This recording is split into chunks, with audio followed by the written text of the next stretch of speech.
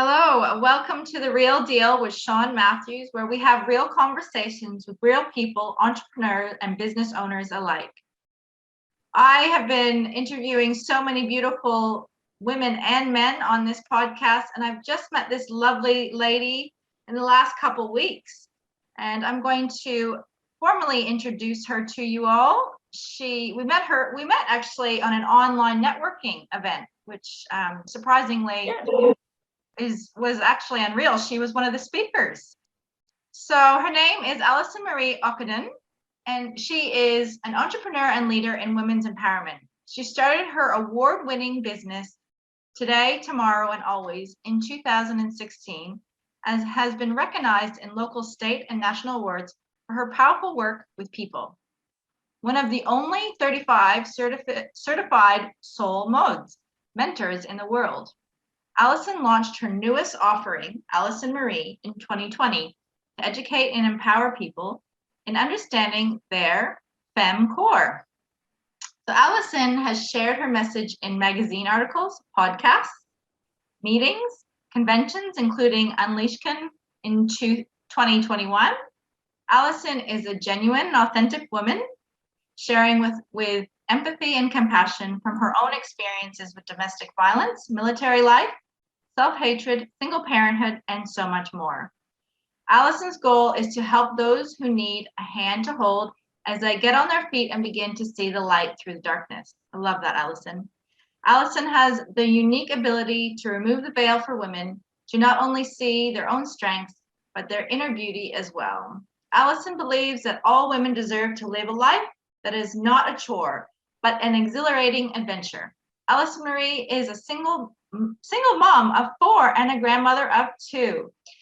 She loves her crazy family life and doting on her boxer furbaby, Lyric. Allison and her family live their exhilarating lives in the Hunter region of Australia.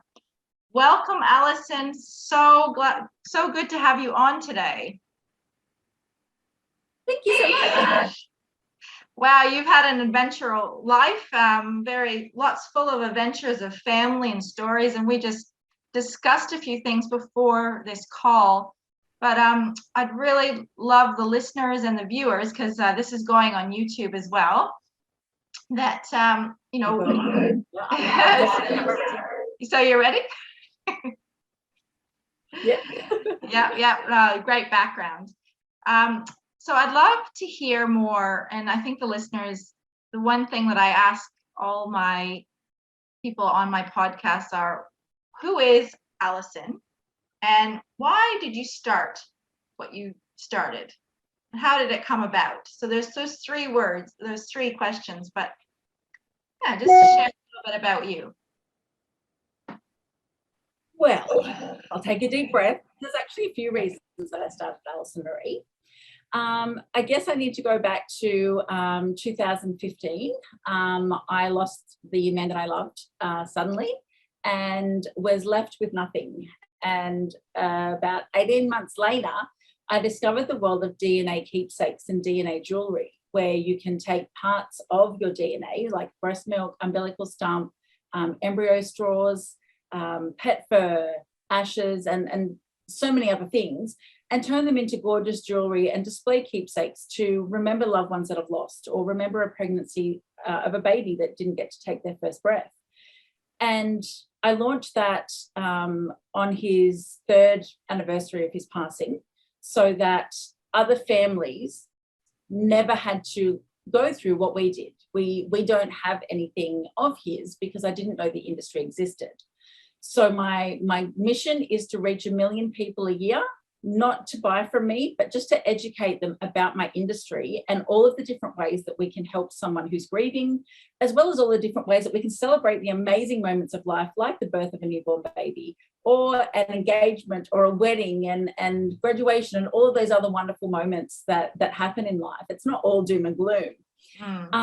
But because I launched Today, Tomorrow, and Always in his memory, I do tend to focus more on the loss side of things, because that's what I'm passionate about, is making sure that no other family is left with nothing.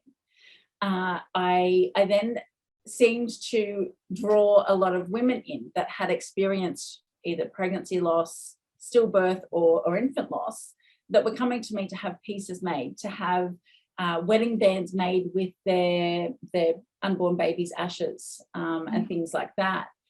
And there was a recurring thing that I kept hearing throughout all of their stories, and it was for those mums that had toddlers or older children as well.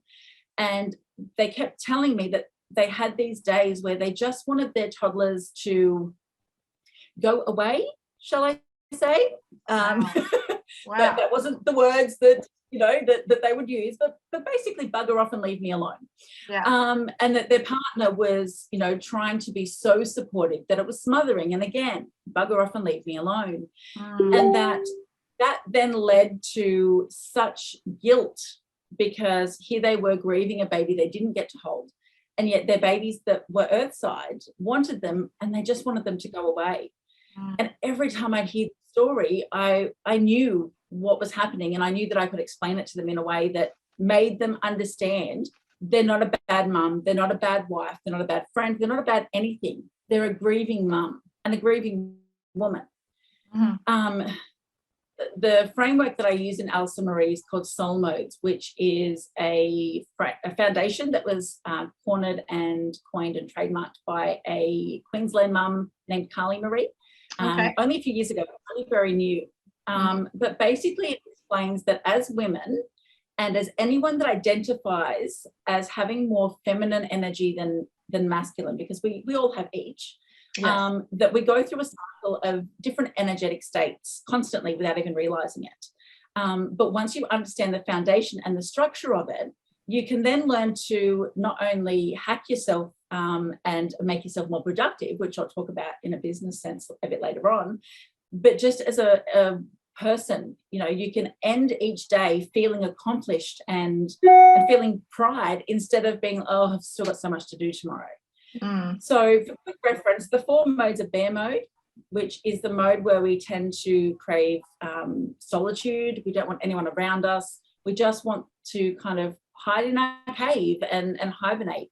It's where we need to deal with all of the self-care side of things. And for me personally, my bear mode is a bitch. Can I say that on here? Yeah. I guess I just did. That's okay.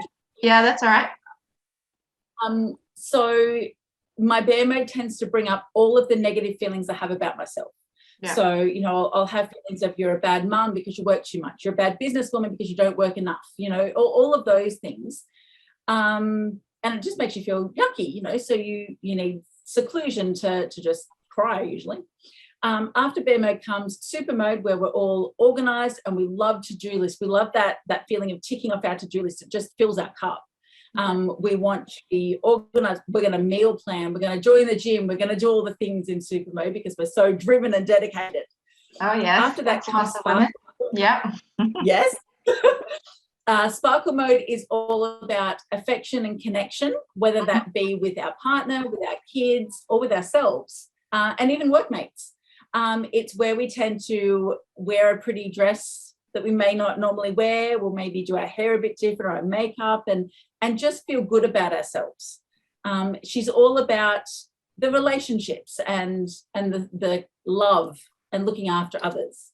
And then comes wild mode, which I equate to a toddler on sugar. And every woman out there with a toddler knows exactly what I mean by that. A toddler on sugar says, I want this and nothing's going to get in my way. Sometimes it's to eat the cat food. You know, sometimes a toddler decides I'm going to eat cat food, and if you try and stop them, it breaks loose.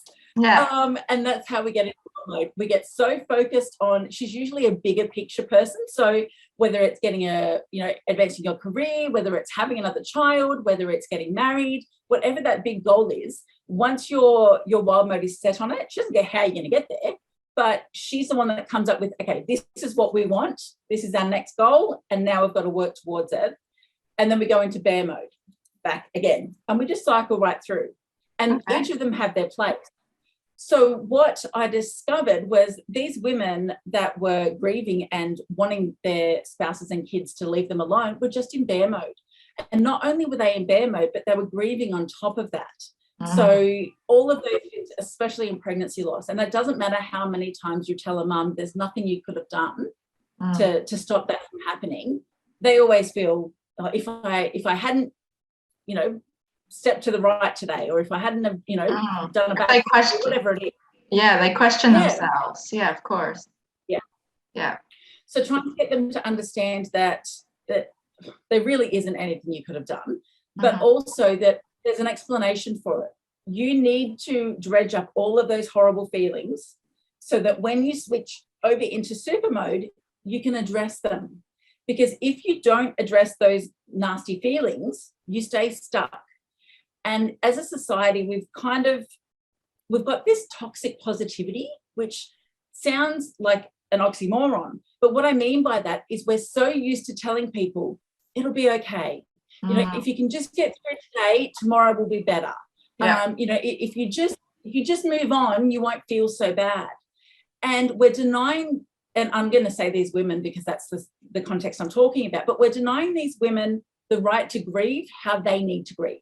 You can't say to somebody, okay, you've got 24 hours to get over it. Like that, that's not how grief works. And like I said, as a society, we're kind of like, okay, look, it's been a week now, you know, come on, perk back up. And we're damaging the ones we love by the toxic positivity. Instead of letting them think and sit in that uncomfortable zone.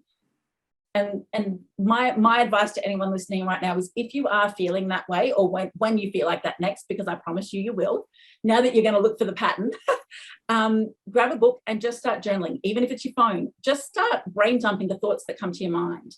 And you're surprised at what comes up. But then once you feel yourself shift into that mode of, okay, I've got to get all the things done, go back and look at that list. Like I said before, my bear mode is that I'm a bad mum and I'm a bad business owner. And I seem to, those ones always come up because that's my fear of, and my issues, I guess. But am I a bad mum because I'm working too much? Maybe a little. But I work while they're asleep. You know, I work while they're at school. And sometimes I work weekends. You know, I'm a business owner with 2 different businesses that I can't help that. But I'm doing that to cement a future for our family. When it comes to being a bad business owner, am I? Again, maybe. But I have a business coach. I have 4 different types of business learnings and courses that I'm going through right now to become a better business and to make sure that I'm doing it in the best of ways. So even though in those moments of bear mode, I'm feeling those things, when I shift in, I can counteract them and say, yes, I acknowledge that I felt that way, but I'm doing something to fix that. Or I might not be able to do anything to fix that right now, but I can make a plan to. And the thing is, if we don't deal with the things, you know, that are uncomfortable, we're not moving forward. We're just staying stuck and stagnant in the same place. And that's not how you really develop it in life. So that was one of the main reasons that I began studying the soul modes framework. Yes. And I had my eldest son come home for a 3rd time. Can I just stop you there though, Alison, just before you move on to that one? I wanted to acknowledge what you were just saying about being a bad mom and being this and maybe a bad business owner, and maybe you are and maybe you're not. If a client comes to you, right, and they say to you, I am a bad mom, or I feel like I'm a bad mom, how do you guide them into why do you feel that way? Well, the first thing that I do ask is exactly that. Okay, tell me why. And they'll say, oh, look, maybe they work too much and they don't spend enough time with the kids, or because I see other mums home baking all of their kids' snacks and I buy packeted stuff. It's amazing the difference of the pressure that, and I honestly think we put it on ourselves more than anyone else, that what we feel like a good mum is often, it's not. To be a good mum, I mean, the fact that you're worried about whether you're a good mum or not instantly tells you you're a good mum. Like, just the fact that you've asked that question, because I'm yet to meet a mum that's actually subpar that cares that they're subpar. Yeah. It's only the good mums that stress about being a good mum. And whether you're home baking, whether you're buying packet stuff, whether your kids have had McDonald's 4 nights this week, you know what? They'll live. All they need is to know that they're loved, that they're safe, and they're fed and clothed. Apart from that, again, if you're getting takeaway for a full week because you're exhausted, do it. There's no way that, like, there's no such thing as a perfect parent. There's no such thing as a perfect child. You don't have a baby and then get handed this book of, okay, how to raise a successful person. And as someone with 4 kids, I can wholeheartedly tell you that each of my kids have been different. You know, even the ones that are 100% genetically siblings, they've what their needs were and what needs they needed met as they grew up through certain phases was so different from each other. And again, even if someone had handed me a book, it would have been a book for, you know, maybe the 3 other babies in the room, but not mine.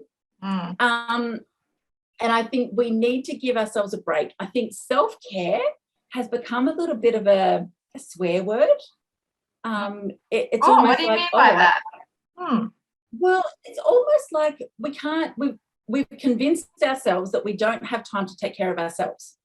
Yeah. And the best example I can give in that is I was seeing a therapist once, and he said to me, when you're on a plane, have you ever taken notice of the safety demonstration? And I said, of course, you know, I could probably recite it back to front. Yeah. And he said, okay, so if those oxygen masks drop down, would you, A, put your mask on first, or B, put your kids' masks on first? And I went, obviously B. Like, I know that they say to put your mask on first, but I'm a mum. Like, if I don't put their masks on, who's going to? Like, I'm going to put my kids' masks on first. And I was a little bit chuffed with my answer because, you know, good mum here. And he said, no, you're wrong. I'm like, excuse me? He said, you're wrong. You've got to put your own mask on before your kids. And I went, yeah, that's not going to happen. And he said, let me explain. Imagine that you are flying with, and I, up to that point, was traveling with 3 children by myself. And something happens in the plane, there's noises going off, there's oxygen masks falling down. Imagine your panic level at that moment. Now imagine your children's panic level in that moment. The 10 seconds that it would take for you to pull that mask down and put yours on means that you've got enough oxygen flowing to be able to spend the extra 10, 20 seconds to put all the other kids' masks on that need help. If you did that first child's mask or that second child's mask first, you might get through the first 2, but by the 3rd one, you're going to have run out of oxygen yourself and pass out. And what's that going to do for your kids? For your children to be sitting next to you, seeing you unconscious, they can't wake you up. No one can walk through the plane to help you. You're actually doing your children a disservice. And yet in that moment, what you consider to be selfish by putting your own mask on first is actually the best thing you can do for your kids. Yes. And I went, holy crap. I never thought of it like that. But it's the same in life. If we allow ourselves to constantly be putting everyone else first, we're running on empty. And our family and our kids aren't getting the best out of us, especially as business owners. We can't run at 100% all the time. No. It's just not possible. No. You're right. In a life sense, we've got to put our mask on first. And sometimes that's, you know, that self-care, that mask is having a bubble bath.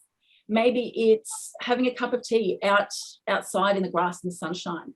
It could be something as simple as that, even while the kids run around, but something that for you grounds you and gives you that little bit of a boost of, I'm doing this for me. Maybe it's a face mask while you're doing your office work from home. It could be something so little and simple that is for nobody else's benefit but yours. And I didn't realize how easily this whole self-care thing had become such a taboo thing, you know, that especially among single mums, you know, oh no, I'm a single mum, the kids always need me for something. You're right, they do. But when they're all asleep in bed and you can go and have a shower for 10 minutes, do it. You know, when you're cooking dinner and you can put a face mask on and put one on them too, they'll think it's great. You know, do it. It doesn't have to be a chore to look after yourself. And I think for so many women, we feel guilty about it. But I'm trying to flip that for women especially, that no, it's the mask. You know, you put your mask on, because once you're happy and once you're fulfilled and once you feel great, that's going to emanate onto everyone around you, and it's going to, you know, it's going to improve every aspect of your life that you're not even aware of yet. I totally agree with you, Alison. It's amazing. My question to the listeners and to the watchers, in the comments, wherever our comments go here, I'm not sure, I would love for everyone to comment, what is your mask? What is your oxygen mask? Is it a cup of tea? Is it jumping on the phone with a girlfriend and just having a chat? I don't know, maybe the person down the road planted some flowers that are ugly and you need to have a good laugh about it and have a little whinge. Whatever it is for you that makes you laugh and brings you joy, I'd love to hear what it is for you, because it's different for everyone. Oh, it's different for everyone. And you're right, the self-care is taboo. A lot of people, even 10 years ago, it wasn't as prevalent as it is now today. And still people are trying to figure it out and what it is for them and what self-care really is. So you make so many great points. Thank you for all that. I'm sorry, I did interrupt you before, but you were going to talk about your son. So a lot of people say to me, so is what you do only for women? And my answer is no. This program that I offer is for men and women, but in a different way. So if you are a feminine cord person, so if you are a woman that is feminine, or a man that is led by feminine, if you are transgender, anyone that is more feminine than masculine will identify and will go through these cycles. And I used my son as an example, and I sat him down when he come home, and I said, I ran off about 4 or 5 different things, and I said, do any of this make sense to you? Now, this is my child that had anxiety, depression, OCD, ROCD, borderline personality disorder, bipolar type 1 with schizophrenic tendencies. And there's another one in there too, but I can't think of it. He was messed up, basically. He was an ice addict, and he was at the time he was being injected with it by a third party. And he was a mess, absolute mess. And so I sat down and I read out these sentences, and he just burst into tears, and he's like, Mum, I've never had someone get me like that. Like, how is it that you know, like, it's almost like you looked into me, that I feel all these things on top of everything else. Mum always knows, right? So, sorry? A mum always knows. Oh, we sure do. So we kind of developed, I guess he was my first client, because we then developed a program for him that helped him understand him, which sounds silly. Most people understand themselves, but for somebody with mental health that, you know, especially with schizophrenia, where you're hearing voices and seeing things, and it's scary. You don't know what's real and what's not. Yes. We used to fear him waking up in a good mood, because that meant a manic episode might be on its way. He tried to jump out of a car traveling down a highway at 120 k's an hour 4 separate times in one drive. Wow. And when he come home, he wasn't with me at the time. And when I said, why? And he said, Mum, I wasn't thinking about the fact that if I jumped out of the car, I'd die. We were having an argument. And anywhere else, I would have just left the room to cool down. My manic brain was telling me, just leave the room. We'll deal with it later. Not thinking the room we're in is a moving vehicle. Yes, right. And I said, a couple of other examples that we've come to is, he could be standing on the top of a building and ready to jump. And just as certain as you and I are that gravity exists and that's not going to end well, he's that certain. Every fiber of his body is that certain he will fly and be fine. And it's this brain chemical imbalance that tells him he's invincible. You know, we used to say that if he was ever at a party, God forbid, and there was a gun, he'd be the one that would say, point it at me, because I'll be able to jump out of the way in time. You won't get me. I bet you won't get me. Oh, again, wow. we know that's stupid, but his brain is telling him, I'm as fast as Superman. I'm invincible. invincible. Nothing can hurt me. So it was his good moods that scared us more than his bad. Yes. Because his bad, depressive moods I could always bring up. Nothing can bring down a mad person easily. Yeah, right. Wow. So by implementing soul modes and him understanding himself, it saved his life. And I mean that in the most literal of senses. He can now, and I mean, he's been clean. He'll be clean 2 years in March coming next month. So that's great. It's been a good, yeah. For somebody injecting ice. I've been told many a time that most people that get to that stage are never able to quit. And the fact that we did it at home together, we didn't do any outpatient care or anything like that, just with his psychiatrist and his mental health team. Oh, that's great. I'm so lucky, and I never thought I would consider myself lucky that I have a drug addict child, but compared to what could have happened, we were really lucky. But this soul modes framework that I work with, he now wakes up and he'll say, oh, I'm in wild mode today, Mum.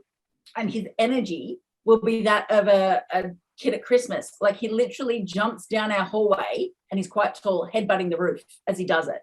Like, he's just got all this energy, but there's no fear anymore, because he's able to recognize within himself, I'm just in wild mode. I'm not heading into a manic episode. I'm just in a good mood. Like, it's okay to be in a good mood. Or he'll come out and he'll say, oh, I'm buried today. Which is that cue of, I just want to stay in bed, with Netflix and eat ice cream, and I just need to look after me. But again, we don't fear depressive episodes where we have to worry about him overdosing or anything like that anymore. It gave us a whole new language to use in the house, and it's something that I will forever be grateful for. And we're actually going to start a podcast together where we give both the parents' angle and the child's angle of what we've been through, because what we've been through isn't unique, and we're not the only person and the only family in the world that are going through this. But our hope is that by sharing our story, other families will hear it and realize that they're not alone, and that they have somebody that they can talk to that really gets it. I remember as a child, I was in counseling for something, and the therapist would always say, I understand how you feel. And even at a young age, I remember thinking, no, you don't. There's no possible way you can understand how I feel.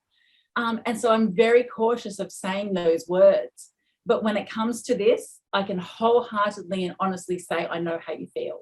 I know what it's like to wake up every morning wondering if today's the day the police are going to knock at your door and say, please come and identify your son's body. I know what that's like. I know what it's like to have to choose between burying your child or calling the police on him and potentially visiting him in prison. And the hard choice that was. But I'm the mum that, and I've always said, I'm the mum that will take you to the cop shop and dob you in. But I'm also the mum that will pay for the lawyer, the best lawyer I can get to defend you, because I'm not about putting up with crap, but I'm also your mum and I love you. So for those families out there that are hearing this and thinking, oh, yeah, sure. No, I genuinely wholeheartedly know what that's like. It's not a club that I would wish anybody join. I'd much rather have everyone say to me, oh, I don't know what that's like, because I don't want anyone to know what this is like. It's not nice. And I remember hearing, people say, oh, once an addict, always an addict. And I never understood that until now. He has to wake up every single day and choose not to do drugs. It's not a case of, oh, I'll just stop. Like, his body screams out for it. And, we've had a lot of conversations in our family over the last couple of years. And it's so funny, almost the worst thing that any parent could possibly imagine has brought us closer together. Than we've ever been, my son and I. That's fantastic. And I just want to say, Alison, that you're not the only family out there. And as you know, you've probably spoken to a lot of families that have had some similar situations. And I can even think off the top of my head, I know of friends and family members even that have had some issues with that. It is a really big deal. And I was a drug and alcohol counselor, so I actually saw all of that and how it really does affect families. and what you're doing with soul modes is incredible, and how your son can identify everything that he feels by identifying what you're going through in your business. And I think that's brilliant, the way you've structured it, and the principles behind it is fantastic. Yeah. Like so the women that I was talking to with my other business and my son, they're my driving force as to why Allison Maree exists. They are they're what I feel called to do in the world without getting a little bit woo-woo. That's what I feel drawn to, that I was given this path to walk because I needed the experience to be able to help people, so that I'm not a hypocrite saying, oh, I know how you feel. And that's how I feel about it. But through all of this, I've also spoken to a few other friends of mine who are business owners and were interested in soul modes. And we realized that by them understanding it as a woman, how that then transitioned into their business life. It's so amazing, all the different parts of your life that it affects.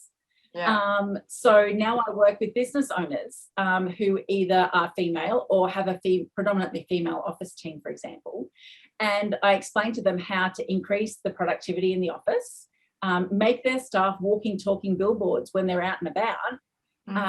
I reduce the amount of mental health days taken, because here in Australia, if you take a mental health day, that is a day that your employer has to pay you your full wage if you're a full-time employee. Yes. So the difference between having an employee stay at home and you're paying them full-time versus having them in the office, but maybe only getting 3 out of 4 things out of the 10 things done that day, is a huge difference. You know, you're still getting productivity, less productivity, but you're still getting productivity because you've got the understanding, and your office has the understanding that during bear mode, where you'd rather not be at work, you're going to have that lower productivity. But either side of those, where you're in wild and super mode, your productivity skyrockets because it fills you up and it excites you to get it all done. Yes. And by looking at your employees over a week period, instead of just, oh, you didn't really do great today, your staff retention will increase because they feel valued and understood. And the morale in your environment is just going to hit the roof, because you've got people that understand each other and understand that some days we just need a little bit of tough love. Some days we need a little bit of, I just need you to leave me alone and can you talk to me about this tomorrow? There's always going to be times where sometimes you've just got to get on and get the job done. There's no if, buts or maybes. But if, as a general rule, you can say to your employees, right, I need A, B, C, D, E done. They can then go away and say, right, well, today I'm in super mode, so I'll do the graphics because she's all about making things pretty and lovey. So all of the graphics will get done today. Tomorrow, assuming that you cycle every day, how long you spend in each mode depends on how quickly you fill your cup. So that can vary. But then you hit wild mode and you're going to smash through all of the copywriting of it. Or all of the data input, or whatever it is that's to be done. Then you hit bear mode, and okay, that day is probably just, replying to emails and doing the bare minimum, but you're still at work. Your employer is still getting productivity from you. And then you're in super mode again, where, right, it's all done, I've double checked it, it's all good, send it off. So your employees having that little bit of control over their week and how they structure what they've got to do. I call it hacking yourself, because you can set yourself the task that you know is actually going to feel good each day. You're not going to get home at the end of the day going, oh my God, that just felt like the longest day ever, because you're doing the tasks during that day that feel good. You're going to end up each day at home going, I smashed that out today. That was great. Tomorrow I'm going to do this, this, and this. And your whole outlook on everything is going to be so much more happy and open. And that's what I mean, walking billboards. I'm yet to meet somebody that works at Google that gets to go and take a nap throughout the day because they've got nap pods, and says, oh no, I hate working here. I'm so supported. My employer takes my mental health just as seriously as they do my skills. and that it's an equal field. If I need to go and take a break and I need to go and have a half an hour nap, I'm going to do that. And my employer respects, my mental health enough and my situation at home to know that that's what I need to be more productive when I come back. Yeah. No one leaves Google because the culture is bad. No, definitely not. That's for sure. But you make so many good points there. With mental health, there's a lot of people out there that don't take it so seriously. And everyone's busy, constantly busy, and they don't take time to breathe, don't take time to break, don't take time to stop. And there's just so many different things out there. So there's a lot of good things that I can see what you're doing for women in the office workspace. So do you work with corporates, or do you work with everyone that's just working in an office, working moms, or who is your niche? Who are your niche? I try, because I tailor, especially with the corporate side of things and the entrepreneur side of things, I tailor that to each person. So yes, there is a standard starting point. Everyone that does a course with me starts with our 3-step reset, which has 3 exercises on boundaries, on values, and a life audit, so that you can actually see what you want to work on and what's important to you. And then at the end of working with me, we do that again, so that you can see on paper where you've come from and where you are now and how you've grown throughout that period. But the rest of the course, I tailor to each person, because for one person, it might be, I just want to boost the office morale. I just want my staff to know that I know sometimes stuff happening at home affects the workspace. And I don't want them to fear coming to work because they worry they're going to be reprimanded for only getting 3 things done.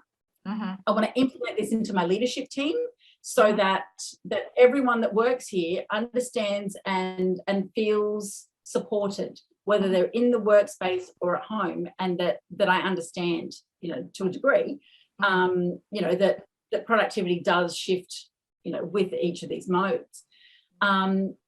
And when it comes to, a lot of people say, oh, so you don't work with men. Well, no, I do, especially in the entrepreneurial space, because even though they won't experience it, they'll still be able to recognize it. And they'll still be able to support their team by understanding what each mode does, how these people are going to feel in these modes. And if you've got a time-sensitive thing that needs to be done by 5 p.m, don't go and give it to the person in bear mode. Go and give it to the person in wild or super mode. It's going to be like, right, I'm on it, it's done. Yeah. Just knowing those things, and from your staff being able to recognize, I'm probably not the one to give that to. And it's not a case of slacking off in bear mode. It's not a case of you don't still have to do your job. But I'm talking about those days where we really just would rather be at home in bed, where we just don't feel like we can face the workplace because we're expected to have that toxic positivity, happening all the time. And everyone has that. Yeah, for sure. Yeah. And for your office space to understand, you know what, today I feel a little crappy.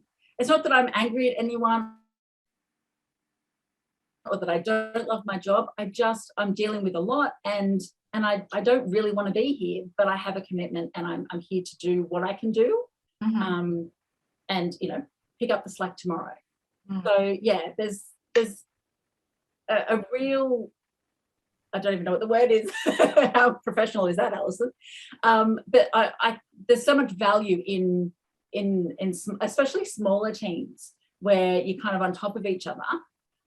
And I've spoken to Tupperware managers who have, again, it's a predominantly female team under them. And she's like, I need this. I need my team to understand these modes, so that when they're planning out their parties, they're not planning them out at times where they feel like they have to drag themselves, because doing a demonstration, you do have that positivity, confidence, where, if you're in a mode where you'd rather not go, you're not going to have as good of a sales pitch as what you would otherwise. So once you kind of track them a little while and begin to see what works for you to fill that cup that will then shift you into the next mode, you can then make sure that you do the things that will shift you if you have a party on. Hairdressers is another one, a team of hairdressers. Again, being able to understand that, you know what, maybe you should be, just work out the back today, because you should not be on the phone dealing with people. Because if someone calls to say, I need to get, like, you turn around and say, don't bother coming, and hang up, probably not a good look. No. So there's so many different areas and industries that this will slip into their leadership style.